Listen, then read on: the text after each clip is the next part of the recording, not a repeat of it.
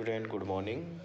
आज हम अपनी पुस्तक अनुगुंज से एक टॉपिक करेंगे हिंदी व्याकरण का, सिर्फ 10 मिनट में। ठीक है, देखिए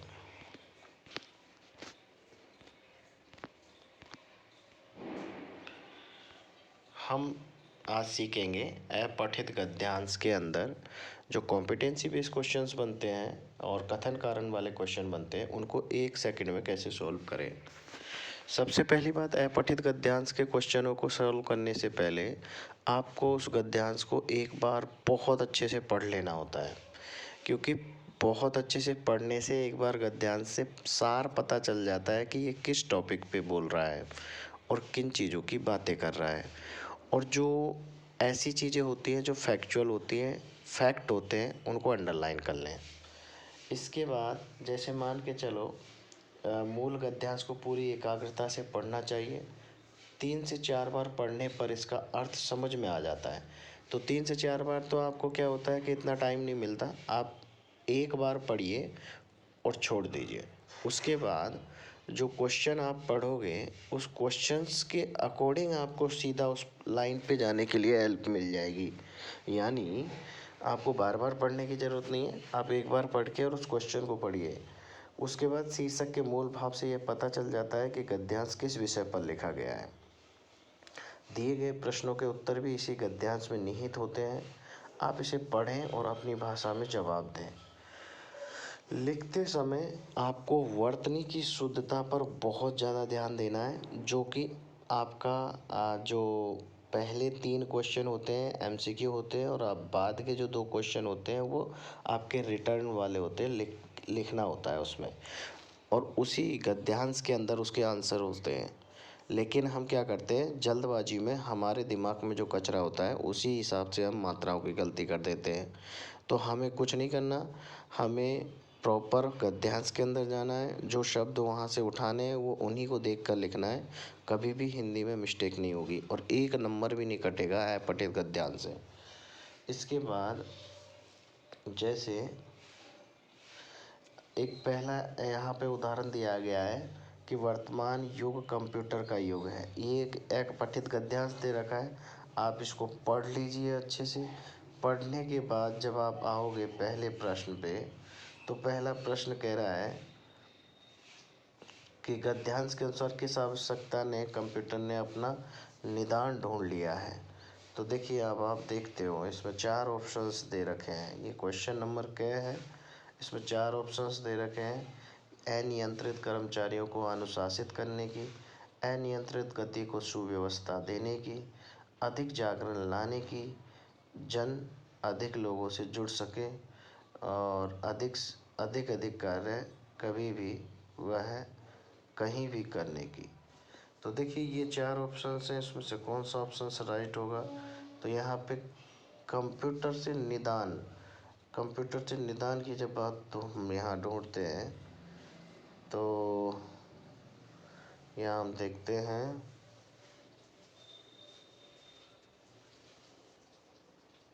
तो देखो, ये ऑप्शंस आपको मिलते हैं कि कारखाने, बड़े उद्योग, बड़े डाक खाने, हवाई अड्डे, स्टेशन, रेलवे।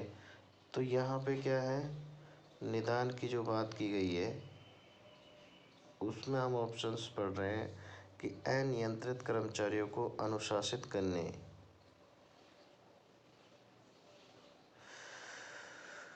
आवश्यकता ने कंप्यूटर में अपना निदान ढूंढ लिया है।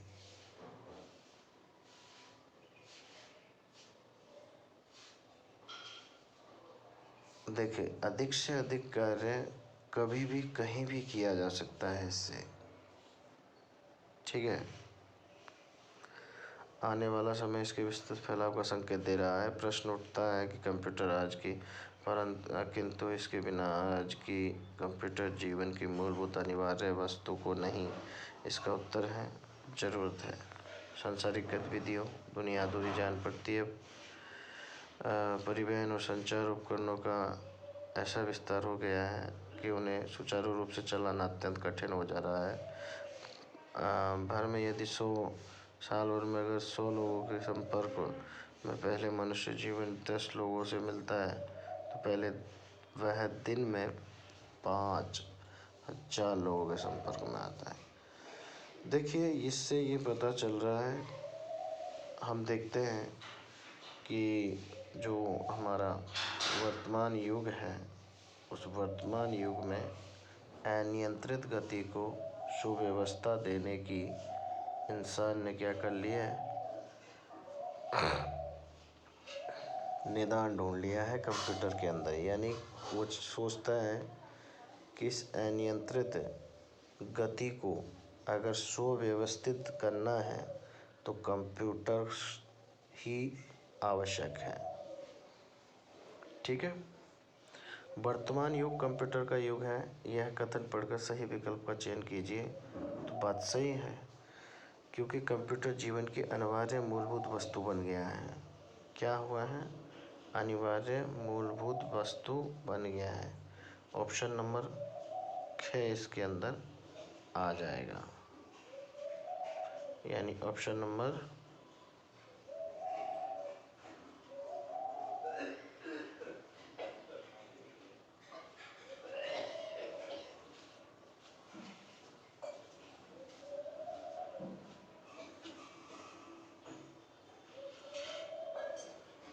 तो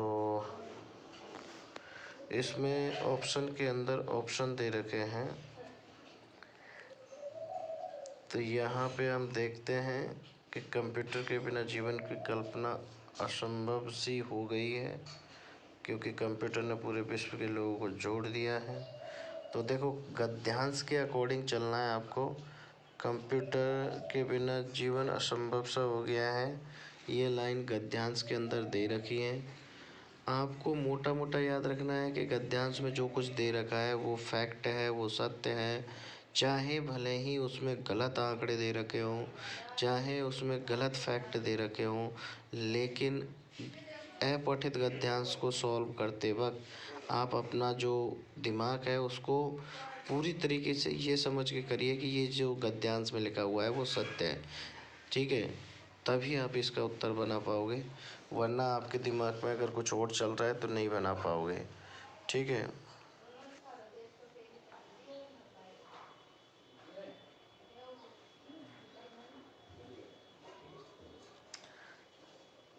तो देखो, हम दूसरे पठित गद्यांश को देखते हैं। पर्यावरण नैतिकता से अभिप्राय है वे विषय जो, देखो इसमें कथन और कारण वाला क्वेश्चन रह गया था, इसे भी हम देख लेते हैं।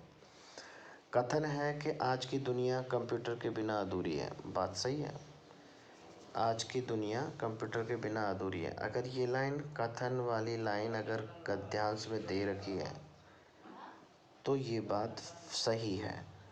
देखिए, वर्तमान युग कंप्यूटर का युग है, कंप्यूटर के युग की बात कर रहे हैं यहाँ। यदि भारतवर्ष पर नज़र दौड़ा कर देखें तो हम पाएंगे कि जीवन के लगभग सभी क्षेत्रों में कंप्यूटर का प्रवेश हो गया है। कारखाने, बड़े उद्योग, बड़े कारखाने, डाकखाने, अड्डे, स्टेशन, रेलवे आज भी कंप्यूटर का पर ही निर्भर हैं। तो देखिए, इसमें पूरी तरीके से बताया गया है कि हम लोग कंप्यूटर पे कितने डिपेंड हो गए हैं। तो कथन तो यहाँ पे जहाँ तक हमें क्या लग रहा है, सही लग रहा है। अब इसमें कथन जो है सही है, लेकिन अब इस कथन की जब हम बात करते हैं कि आज की दुनिया कंप्यूटर के बिना अधूरी है, ये बात सही है, कथन दे रखा है गद्यांश में। कारण को देखते हैं, वर्तमान समय में सारी व्यवस्था, उपकरण और मशीनें कंप्यूटरीकृत हैं। अरे भैया, जब यही कारण है तभी तो पूरी दुनिया कंप्यूटर के ऊपर क्या है, निर्भर हो चुकी है। इसके बिना अब ज़िंदगी अधूरी सी लगती है। क्यों? क्योंकि सारी व्यवस्थाएं इसी पर डिपेंड हो गई। तो कारण कथन की सही व्याख्या करता है, और कथन भी सही है और कारण भी सही है। और देखिए, 90%, 90 बोलूँगा मैं तो 98% जो क्वेश्चन आता है कथन कारण का, उसमें यही ऑप्शन सबसे सत्य माना जाता है। ठीक है, 2% ऐसा केस होता है जो एग्जामिनर ऐसे क्वेश्चनों का कथन और कारण वाले क्वेश्चनों का ऑप्शन अलग देता है, वरना उत्तर इसका यही होता है लगभग लगभग। निकाल लेते हो आप, ऐसा कोई दिक्कत नहीं है।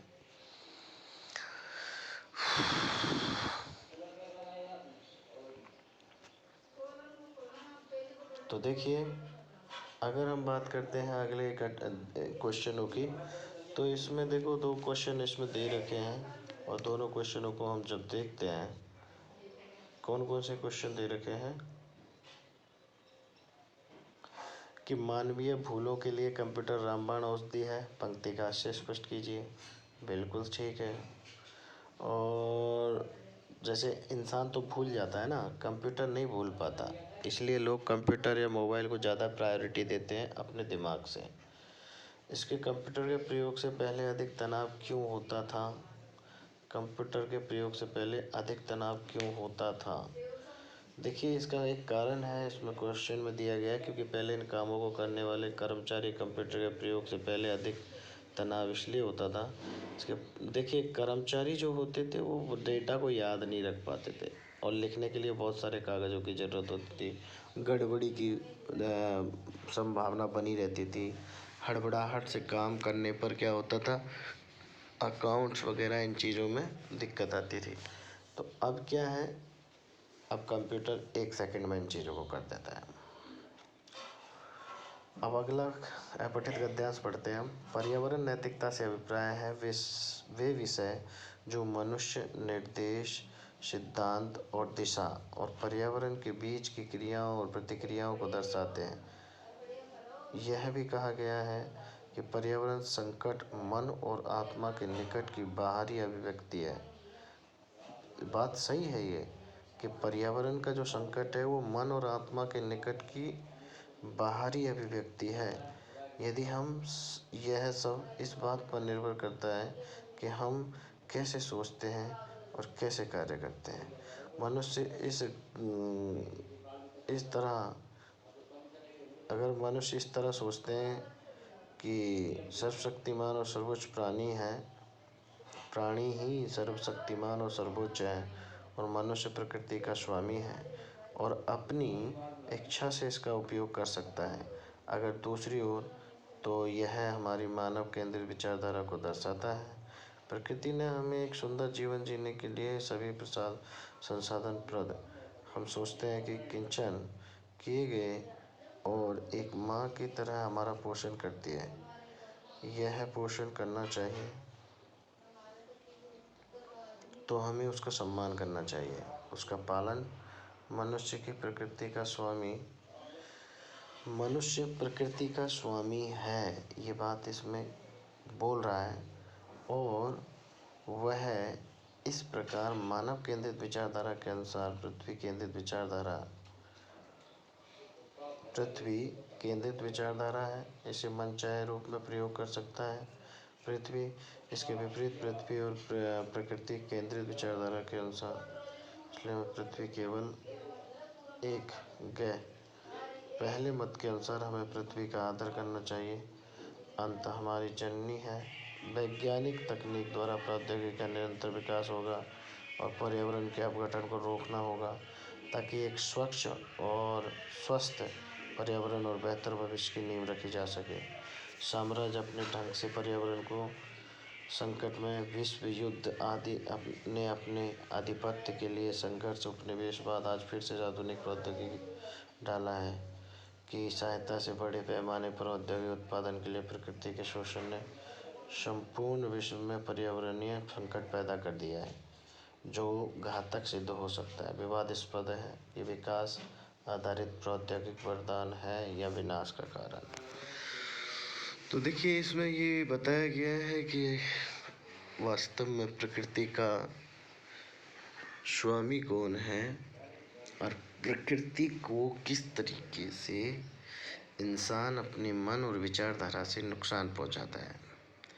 तो पर्यावरण नैतिकता से क्या अभिप्राय है? तो पर्यावरण के प्रति नैतिकता का मतलब है कि जो मनुष्य पर्यावरण के बीच केवल क्रियाएं दर्शाता है, पर्यावरण के बीच केवल प्रतिक्रियाओं को दर्शाते हैं, और पर्यावरण के बीच क्रियाओं और प्रतिक्रियाओं को दर्शाते हैं, और जो मनुष्य पर्यावरण के बीच तुलना को दर्शाते हैं। सिद्धांत और दिशा। तो देखिए यहाँ पे आप जब पहला क्वेश्चन का आंसर देखते हो तो यहाँ पे निकल के आता है ऑप्शन नंबर 1। ऑप्शन नंबर 3 इसमें क्या है? वे सभी सिद्धांत, वे विषय सिद्धांत और दिशाएं मनुष्य और पर्यावरण के बीच की क्रियाओं और प्रतिक्रियाओं को दर्शाते हैं। तो जो क्रिया प्रतिक्रिया दोनों को दर्शाते हैं, ऐसे सिद्धांत पर्यावरण नैतिकता के अंदर आते हैं। निम्नलिखित कथन पढ़कर सही विकल्प का चयन कीजिए। मानव केंद्रित विचारधारा में निहित है। देखिए, मानव केंद्रित विचारधारा में निहित है। सेंट्रलाइज जो विचारधारा है उसके अंदर समाया हुआ है। पृथ्वी पर वैज्ञानिक तकनीक द्वारा प्रौद्योगिकी निरंतर विकास करना, पर्यावरण के अपघटन को रोकना, बड़े पैमाने पर औद्योगिक उत्पादन करना, मनुष्य द्वारा पृथ्वी का मनचाहे रूप से प्रयोग करना। तो ऑप्शन इसमें 4 तो आएगा ही आएगा, क्योंकि देखिए एक ऑप्शन 1 और 2, पृथ्वी पर वैज्ञानिक तकनीकी द्वारा प्रौद्योगिकी का निरंतर विकास करना, क्योंकि इंसान, हर व्यक्ति चाहता है कि वो अपना विकास करे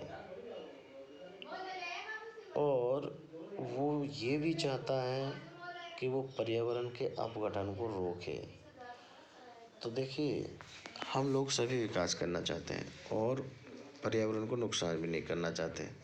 तो ये दोनों एक साथ पॉसिबल नहीं है। अगर विकास होगा तो 100% पर्यावरण को नुकसान पहुंचेगा।